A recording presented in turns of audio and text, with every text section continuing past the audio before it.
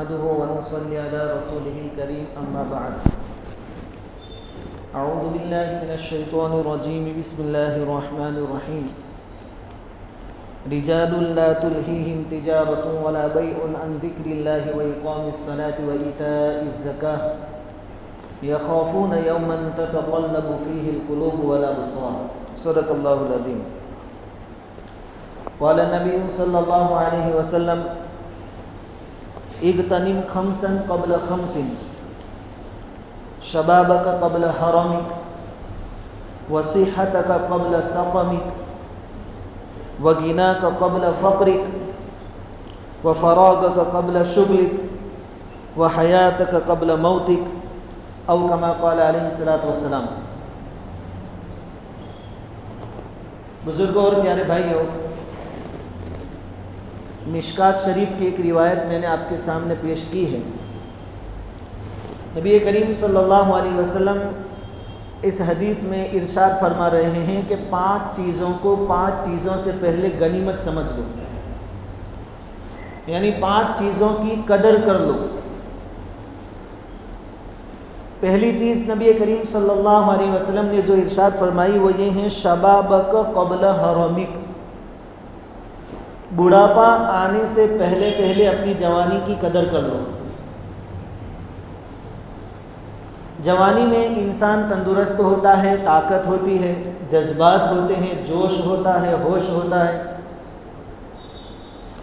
ایسے موقع اور ماحول میں آدمی بہت ساری عبادتیں کر سکتا ہے، بہت ساری دینی خدمتیں انجام دے سکتا ہے. اور جوانی کی عبادت اللہ رب العزت کو بہت زیادہ پسند ہے. ایک نوجوان کے لیے مناسب نہیں ہے کہ وہ چھوٹے سے بہانے بنا کر نماز چھوڑ دے، روزے رکھنا چھوڑ دے کہ بھوک اور پیاس ستائے گی، میں روزہ کیسے پورا کر سکوں گا. نماز کے وقت یوں کہے کہ میرے کپڑے ناپاک ہیں، میں مسجد میں نہیں آ سکتا. یہ معمولی بہانے ایک نوجوان کے لیے زیبا نہیں ہے، نوجوان کی شان نہیں. قرآن میں تو اللہ رب العزت نے فرمایا رجالن کا لفظ بولا جاتا ہے مردوں کے لیے کہ ایسے مرد ہونے چاہیے جن کو ان کی تجارت، ان کا کاروبار، ان کی گھریلو زندگی اللہ کی یاد سے اور نماز سے غافل نہ کرے. ان کو مرد کہا ہے. دکان کا بہانہ کر کے آپ نے نماز چھوڑ دی تو آپ کی مردانگی نہیں ہے. مرد قرآن کس کو کہتا ہے؟ لا تلہیہم تجارۃ ولا بیع عن ذکر اللہ واقام الصلاۃ وایتاء الزکاۃ.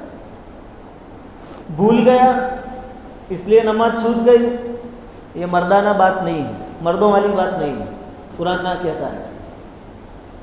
بہت مشغول تھا یا بہت ٹھنڈک تھی، صبح میں آنکھ نہیں کھلی، یہ مردانگی والی بات نہیں ہوئی، یہ ڈرپوک لوگوں والی بات ہے، یہ معمولی بہانہ. قرآن کہتا ہے رجال بنو، مرد بنو. معمولی بہانوں کو، نمازوں کا چھوڑ دینا، اللہ کی عبادت سے غافل ہو جانا، یہ مسلمان مردوں کی شان نہیں. تو حضور صلی اللہ علیہ وسلم نے فرمایا کہ 5 چیزوں کو 5 چیزوں سے پہلے غنیمت سمجھ لو. اس میں پہلی بات حضور نے یہ فرمائی کہ اپنی جوانی کو بڑھاپے سے پہلے غنیمت سمجھ لو. اگر جوانی میں کچھ عبادتیں نہیں کی، آخرت کی تیاری نہیں کی، تو ایسا بھی ہو سکتا ہے کہ بڑھاپے میں چاہ کر بھی آپ نہ کر سکو. آج جوان ہیں، سجدے کے ساتھ نماز پڑھ سکتے ہیں، کل اللہ نہ کرے بڑھاپا آ گیا، آپ بستر پر بیٹھے آنسو بہائیں گے لیکن سجدہ نہیں کر پائیں گے، اشارے سے نماز پڑھیں گے.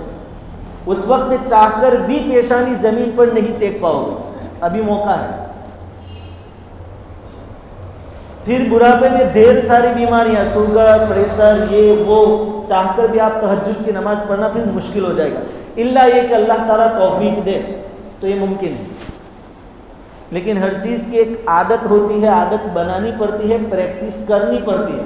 ہم یوں سوچیں کہ ابھی جوانی تو مزے سے گزار لے، کچھ گیم وغیرہ کھیل لیں، موبائل میں یوں گزار دے، پھر بوڑھے ہوں گے، پھر ہمارے پاس کوئی کام نہیں ہوگا، ایک لمبی تسبیح لے لیں گے 1000 دانے والی اور پھر مسجد کا کونا پکڑ لیں گے. یہ شیطانی خیال ہے. جس کی جوانی میں عادت نہیں ہوتی مسجدوں میں آنے کی، آج ہم ان کو دیکھ سکتے اپنی آنکھوں سے، اذان ہوتی ہے، نماز ہو جاتی ہے، اپنی اوٹوں پر بیٹھے رہیں گے، چار رستوں پر بیٹھے رہیں گے، لیکن مسجد آنے کی توفیق نہیں ہوتی، اخبار پڑھیں گے گھر پہ لیکن قرآن پڑھنے کی توفیق نہیں ملتی۔ اس لیے میرے پیارے نوجوانوں، اپنی جوانی کو غنیمت سمجھو، یہ ہماری جوانی امانت ہے، موج مزہ کرنے کے لیے نہیں ہے، یہ آخرت کی تیاری کا بہترین وقت ہے۔ قرآن کہتا ہے کہ مرد بنو، کیسی بھی پوزیشن، بارش، ٹھنڈی، سردی، گرمی، تم کو اللہ کی یاد سے اور نماز سے غافل نہ کرے، وقت پر ہر عبادت کو ادا کرنے کی کوشش کرو۔ تو بڑھاپے سے پہلے جوانی کو غنیمت سمجھے، اس کی قدر کر لے۔ پھر حضور صلی اللہ علیہ وسلم نے فرمایا وَصِحَّتَكَ قَبْلَ سَقَمِكَ، تندرستی کو بیماری سے پہلے غنیمت سمجھ لو۔ اللہ نے تندرستی دی ہے، آج کے اس بیماری والے ماحول میں ہمارے آس پاس دائیں بائیں کتنے لوگ بیمار ہیں، وہ چاہ کر بھی مسجد میں نہیں آ سکتے۔ اللہ کا شکر ہے، اللہ نے ہمیں تندرستی دی ہے، ہم وقت پر مسجد آ جاؤ، نمازیں پڑھیں، قرآن کی تلاوت کریں، جتنا وقت ہمارا فارغ بچے اس کو عبادتوں میں لگانے کی کوشش کریں۔ یہ چیزیں آخرت میں کام آنے والی، اور ہماری زندگی کا مقصد بھی یہی ہے۔ تو حضور صلی اللہ علیہ وسلم نے دوسرے نمبر پر فرمایا کہ تندرستی کو بیماری سے پہلے غنیمت سمجھو، اس سے فائدہ اٹھا لو، آخرت میں کچھ کام آوے ایسے اعمال کرو۔ تیسرے نمبر پر حضور صلی اللہ علیہ وسلم نے ارشاد فرمایا وَغِنَاكَ قَبْلَ فَقْرِكَ، اپنی مالداری کو غریبی سے پہلے غنیمت سمجھ لو۔ اللہ نے کچھ مال و دولت دیا ہے، صحیح ٹھکانے پر صحیح جگہ پر لگا لو، حرام چیزوں میں، حرام کاموں میں، ناجائز اور گناہ کے کاموں میں اپنی دولت کو استعمال مت کرو، ورنہ اس زمانے میں ایسے لوگوں کو بھی دیکھا ہے کہ وقت کے بہت بڑے مالدار ہوا کرتے تھے، پھر ان کی بھیک مانگنے کی بھی باری آئی۔ دولت اللہ رب العزت کی بہت بڑی نعمت ہے، اس کا اگر صحیح استعمال نہ کیا گیا تو اللہ تعالیٰ اپنی نعمت کو چھین لیتے، اور اس طریقے سے چھینتے ہیں کہ آدمی کو پتہ بھی نہیں چلتا، احساس بھی نہیں ہوتا۔ حکیم الامت حضرت مولانا اشرف علی تھانوی رحمۃ اللہ علیہ نے ایک واقعہ لکھا ہے کہ ڈھاکہ میں ایک نواب آدمی تھا، نواب بہت مالدار تھا، بہت مالدار۔ اس کا انتقال ہو گیا، اس نے 2 اولاد چھوڑی، ایک لڑکا ایک لڑکی۔ اب یہ دونوں تو نواب زادے تھے، مال و دولت کی کوئی کمی نہیں تھی، لیکن چونکہ پہلے سے تربیت نہیں ملی تھی کہ مال و دولت کہاں لگایا جاتا ہے، کیسے لگایا جاتا ہے۔ لڑکا جو تھا ایک دن وہ جو ماچس آتے ہیں نا، اس سے وہ ماچس کی تلی سلگانے کی نوبت آئی، جلانے کی نوبت آئی۔ اس نے ماچس لی، اس میں سے وہ جو ہم کیا کہتے ہیں اس کو تلی، وہ نکالی اور اس کو جلایا۔ ہم جانتے ہیں کہ جب وہ تلی کو جلایا جاتا ہے تو اس میں سے ایک بو آتی ہے، اسمیل آتی ہے، وہ بو، وہ اسمیل اس کو بہت پسند آ گئی۔ کیسے اللہ تعالیٰ نعمتوں کو چھینتا ہے، کیسے اللہ کی مار پڑتی ہے، وہ دھیان میں رکھیں۔ وہ بو، حالانکہ ہم تو اس کو بدبو کہتے ہیں، لیکن وہ چیز اس نوجوان کو پسند آ گئی۔ پھر پورے دن اس کا مشغلہ یہ بن گیا، اس کا شوق یہ بن گیا کہ وہ ماچس لیتا، صبح سے شام تک ایک ہی کام، وہ تلی کو سلگاتا اور اس کی بو سونگھتا، اسے بہت مزہ آتا۔ رات دن کا اس کا مشغلہ، دولت تو بہت تھی۔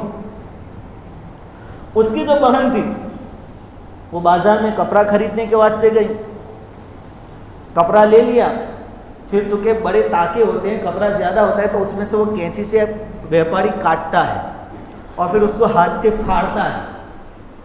تو اس نے کٹ لگایا، اس کے بعد ہاتھ سے پھاڑا تو اس کی جو آواز آتی ہے پھاڑنے کی وہ اس کو پسند آ گئی، یہ لڑکی کو۔ حکیم الامت حضرت مولانا اشرف علی تھانوی رحمۃ اللہ علیہ نے یہ لکھا ہے، مفتی تقی عثمانی صاحب نے اپنے خطبات میں اس کو نقل کیا ہے۔ اب کیسی پسند، کپڑا پھاڑتے وقت جو ہاتھ سے پھاڑتے ہیں کینچی لگا کر، وہ اس کو پسند آ گیا۔ پھر اس کا مشغلہ پورے دن کا یہی ہو گیا کہ کپڑے کے بڑے بڑے تھان یعنی ٹانکے گھر پہ منگواتی اور آدمیوں سے کہتی کہ اس کو میرے سامنے کٹ کرو اور ہاتھ سے پھاڑو پھر اس کو۔ اب ایک ماچس کی تلی جلاتا ہے اور ایک کپڑے پھڑواتے اس کا آواز سنتی ہے۔ حضرت نے لکھا ہے کہ ایک وقت وہ آیا کہ جس بازار سے یہ ماچس اور کپڑے لاتے تھے اس بازار میں دونوں بھائی بہن ہاتھ میں کٹورا لے کر بھیک مانگتے ہو گئے،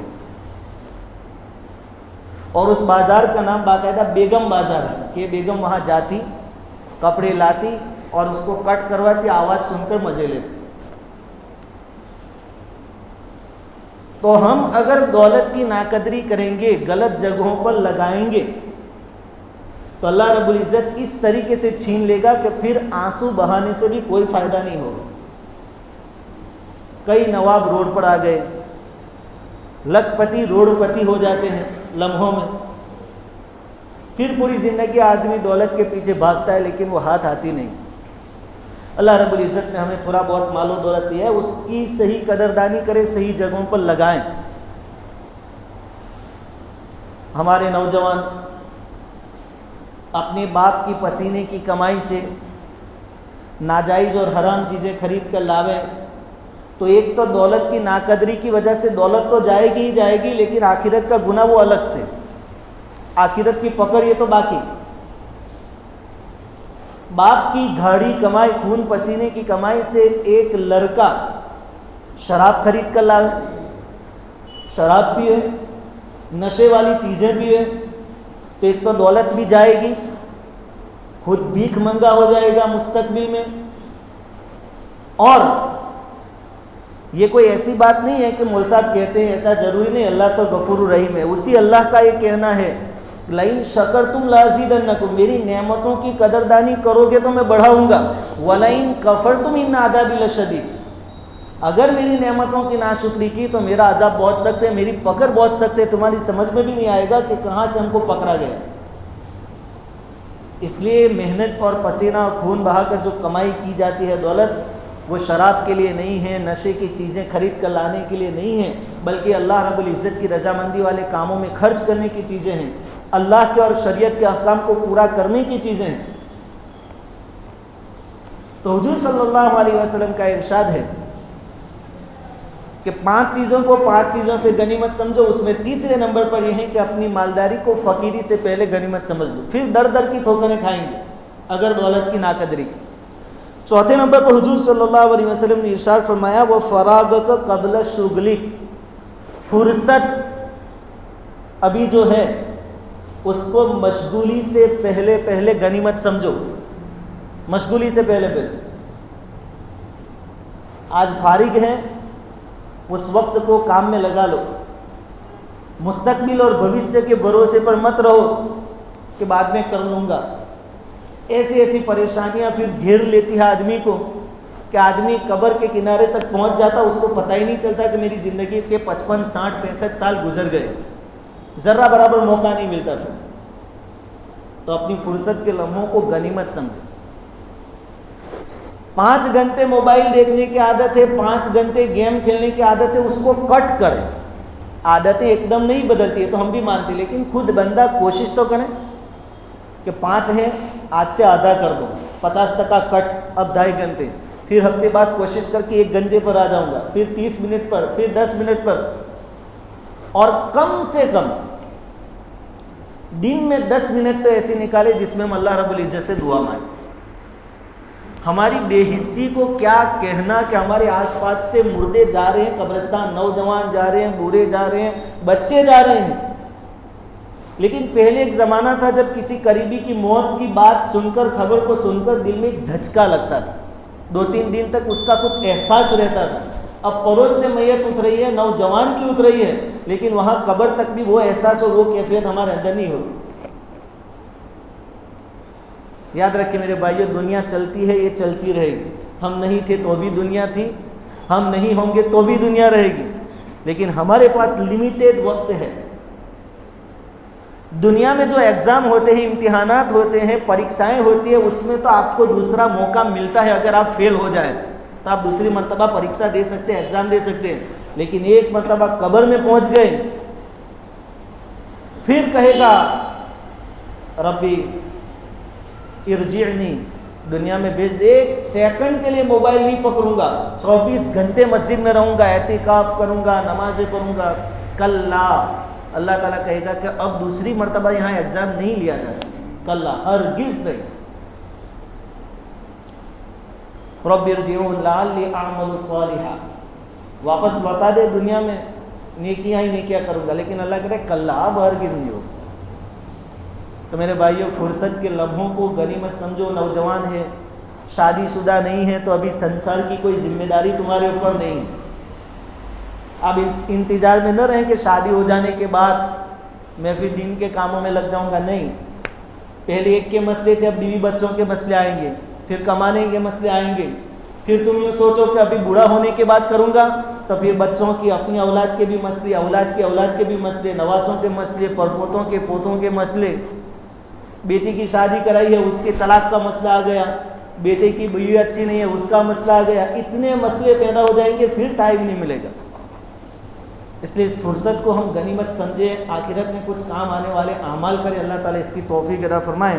اور پانچویں چیز نبی کریم صلی اللہ علیہ وسلم نے ارشاد فرمائی، اور یہ پانچویں چیز پہلی چار چیزوں کا خلاصہ ہے. حضور نے فرمایا وہ حیاتک قبل موتک، اور موت سے پہلے پہلے اپنی زندگی کو غنیمت سمجھ لیں.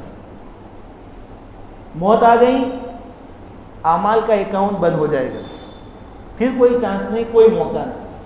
تو میرے بھائیو ایک حدیث تھی، بہت قیمتی باتیں حضور صلی اللہ علیہ وسلم نے ارشاد فرمائی ہے کہ بڑھاپے سے پہلے جوانی کو ہم غنیمت سمجھ کر اس کی قدر کر لیں. غریبی سے پہلے اللہ نے مال و دولت دی ہے، اس کی قدر کر لیں. موت سے پہلے اپنی زندگی کی قدر کر لیں.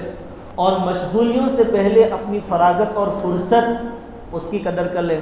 اللہ رب العزت کہیں سنی باتوں پر عمل کی توفیق عطا فرمائے.